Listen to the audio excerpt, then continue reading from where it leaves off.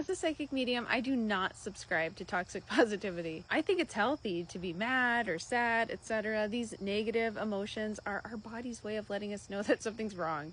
I do believe it is a choice, the thoughts that we pick and allow ourselves to have.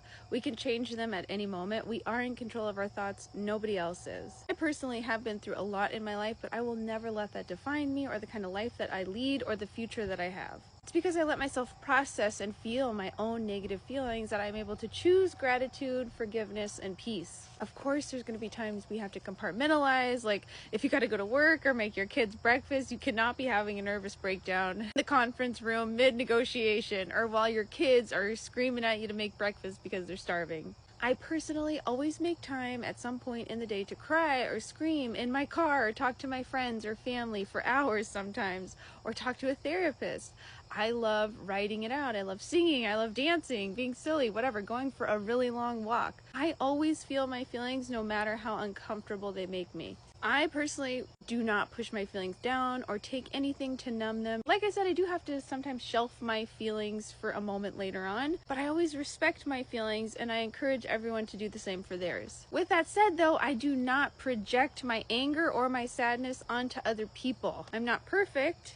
If I do, I always apologize and do better because that's just not nice, you know? And it doesn't feel good for anyone involved. Yuck.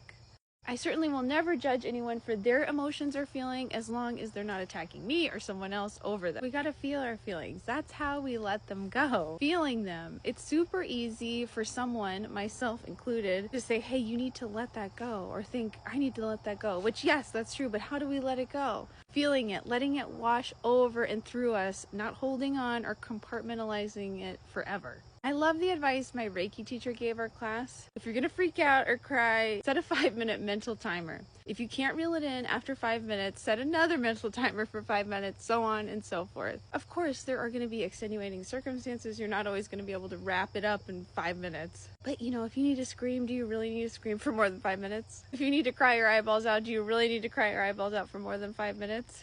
Definitely sometimes, for sure. But it's just kind of a good rule of thumb. Check in every 5 minutes and say, hey, is this about this or is this about something else? Chances are, if you're crying hysterically for 35 minutes about a parking ticket, then it's probably about something else. I know I've been there. What do you think about toxic positivity? Let me know in the comments below. I love hearing from you guys and getting to know you. Like, comment, share, save, and follow along for more psychic insights and story times, intuition tips and tricks. I cannot wait to talk to you guys again soon.